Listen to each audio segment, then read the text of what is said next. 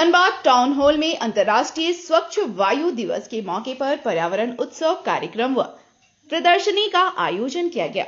कार्यक्रम में मुख्य अतिथि के रूप में डीसी आदित्य रंजन उपस्थित हुए। साथ ही बीबीएमकेयू कुलपति professor Ram Kumar Singh, IIT ISM Sukumar Mishra, नगर आयुक्त Raviraj Sharma, SDM Rajesh Kumar, traffic DSP Arvind Singh सहित अन्य कार्यक्रम में शामिल हुए। सभी अतिथियों ने संयुक्त रूप से दीप प्रज्वलित कर कार्यक्रम की शुरुआत की। शहर के स्वच्छ रखने को जागरूक करने के उद्देश्य से सांस्कृतिक प्रस्तुति बच्चों ने किया। कार्यक्रम में पर्यावरण स्वच्छता के लिए कार्य करने वाले कई संस्था के लोग भी शामिल थे। वहीं डीसी ने कहा कि कार्यक्रम मुख्य उद्देश्य शहर को प्रदूषण मुक्त बनाना है। धनबाद को झारखंड का सबसे स्वच्छ और प्रदूषण मुक्त शहर बनाने का लक्ष्य रखा गया है। उन्होंने कहा कि इस लक्ष्य को हासिल करने के लिए कई कार्यक्रम और योजनाएं चलाई जा रही हैं। सरकारी स्कूलों और खाली सरकारी जमीनों पर बड़े पैमाने पर वृक्षारोपण किया जाएगा।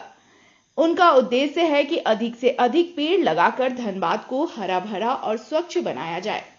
जब जय धरती मां संस्था सदस्य ने कहा कि शहर में वह लगातार पौधा लगाने का काम कर संस्था द्वारा किया जा रहा है। 1 करोड़ पौधारोपण का लक्ष्य संस्था का है।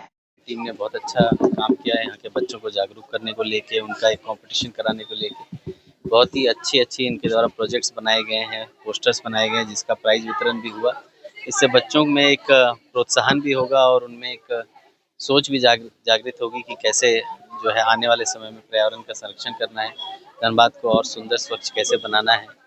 और मेरी तरफ से फिर से धनबाद के सभी लोगों से अपील है कि हम लोग कोशिश करें कि धनबाद पूरे राज्य का सबसे सुंदर, सबसे स्वच्छ शहर बनने का प्रयास करें। यहाँ पर माइनिंग एक्टिविटी बहुत ज़्यादा होती है, जिसकी वजह से ग्राउंड वाटर टेबल जो डिप्लीट होता है, क्योंकि लार्ज स्केल में ग्राउंड वाटर का भी एक्सट्रैक्शन होता है जब माइनिंग होती है।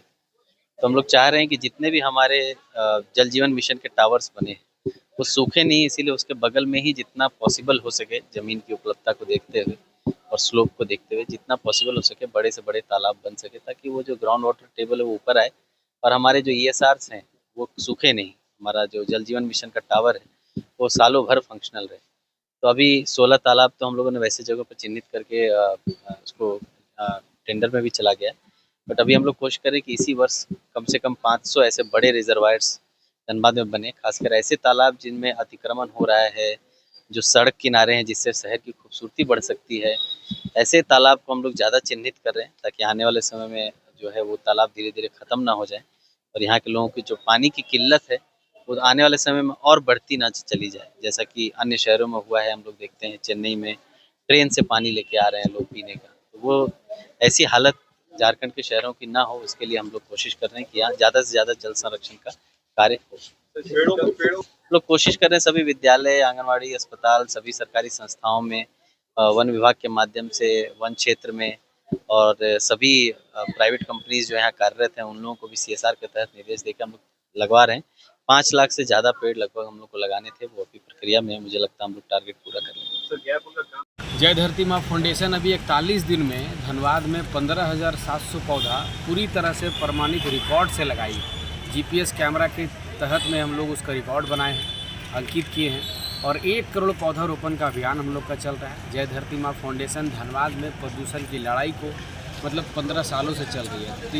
3,15,700 पौधा कुल अभी तक हो चुका है और हम लोग हर सरकारी स्कूल में, गवर्नमेंट स्कूल में और ऐसे आंगनबाड़ी में, ऐसे जगह में हम लोग लगाते जा रहे हैं और कंटिन्यू लगाते जा रहे हैं, जिसमें हमारे को माननीय उपायुक्त महोदय के द्वारा 13,500 फल का पौधा भी मिला था, जिसको हम लोग पूरी तरह से हम लोग उसको सफल किए और जिस पर हम लोगों को भारत विभूषण सम्मान मिल चुका है, 2 नेशनल मिल चुका है और अभी अगले महीने नितिन गडकरी हमारे आदरणीय मंत्री साहब से भी हम लोग को सम्मान पत्र मिल रहा है। तो हम लोग पूरी तरह से ये प्रदूषण के खिलाफ में लड़ाई जारी है।